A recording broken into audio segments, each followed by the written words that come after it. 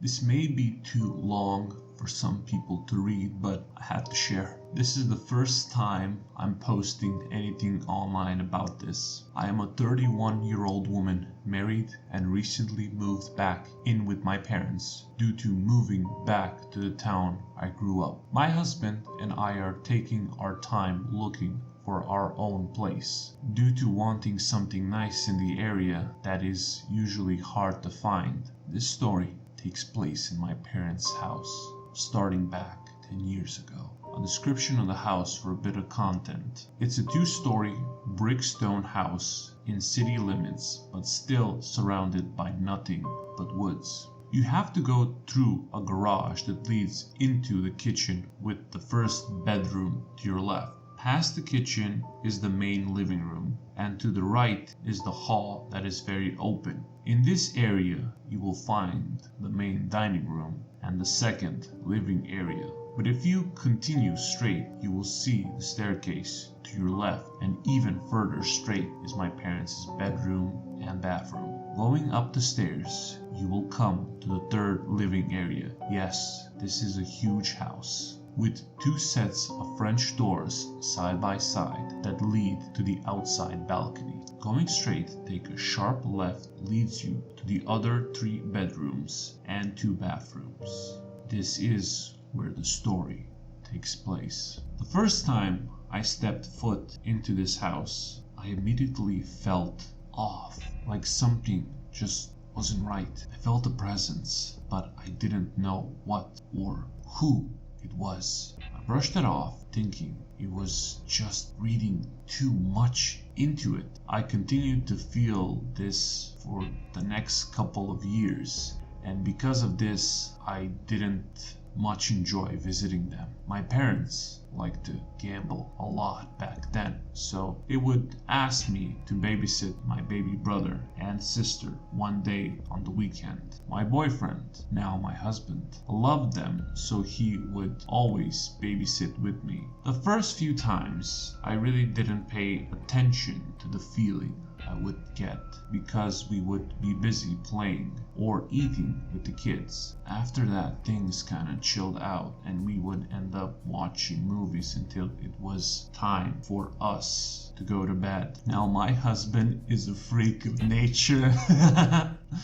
It's like he falls asleep the second his eyes are closed. Me, on the other hand, takes me forever to get comfortable enough to wind down my mind. I also don't sleep well, even when I do finally get to sleep. This night was the first time I saw and heard something in this brand new house. In this room, the bed is facing the doorway, but not directly in front of it. With the double doors open, you can see the front of the staircase and all the way down the hallway, as long as the light is on, that is. This night, only one of the hallway lights were on. I was laying in bed with the TV on, but the volume down low so I could hear if one of the kids called me. I was almost asleep when I heard one of my siblings coming down the stairs. I open my eyes a bit and wait for them to get to the bottom, but they never do. I don't think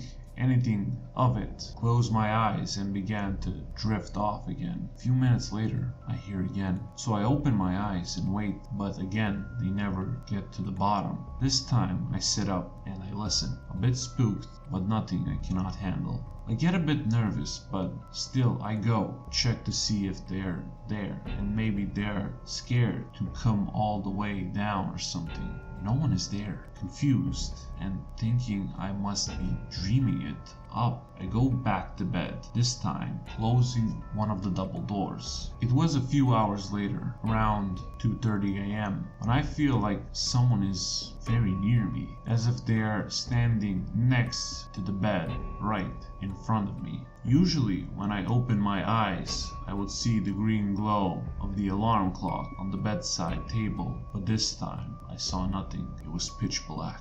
I couldn't even see the hallway light on, and the TV had turned off on its own. I felt like I couldn't move. I was awake now and scared to my bones. I was finally able to call out my husband's name loud enough to wake him. He stretched over and turned on the light, and right then the scared feeling went away and I was able to move. I freaked out and started crying. I couldn't begin to explain to him what happened, because even if I had, he didn't believe in those things. So I told him I was having a nightmare and asked him to go check on the kids. When he came back, he said the kids were fine and got back in bed. With the light on, I was able to fall back to sleep, but it took me forever. The next day, I told my mom about what had happened, and that's when she told me she had been hearing footsteps on the stairs at night and even saw someone standing by the door at times. She didn't tell anyone because she did not want to scare the kids. This is when she told me what she had done. She wanted to know what was going on in her house, so she went and bought a voice recorder. One day she decided to use it and went upstairs while everyone was gone. She asked your typical questions of, "Who's there? What do you want? And why are you here?"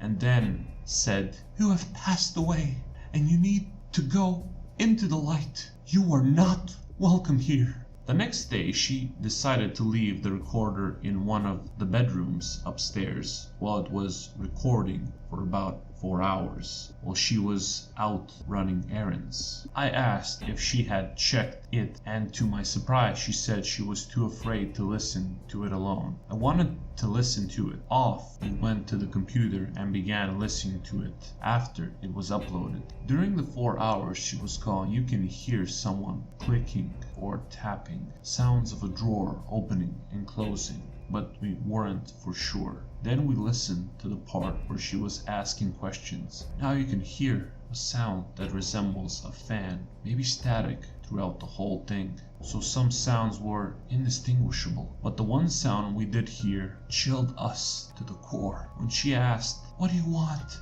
it gave us an answer. Changing my brother's name for this, the answer was Jamie. It didn't answer any other questions except for that one. I cried immediately. He wasn't having night terrors for no reason. Something was there for him every night. We soon asked a friend to cleanse the house. For a long time everything has been okay. My brother stopped having night terrors. My mom was able to sleep comfortably, and all was good again. Until now, I have been living in this house for a month and a half. For the last 3 weeks, I've been seeing things everywhere, especially when I'm alone. Because of this, I won't stay alone anymore. I get this strong feeling of being watched.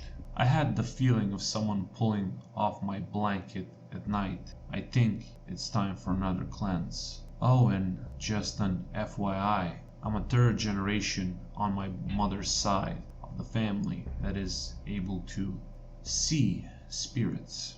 My dad's side of the family has, in the past, before I was born, practiced black magic. I don't like speaking to them, and I won't dabble in any of the spiritual stuff most people do. I stay as far away from it as possible, and I recommend that you do too. Even if you are careful, these spirits can haunt for a long time, even after you're gone. Update.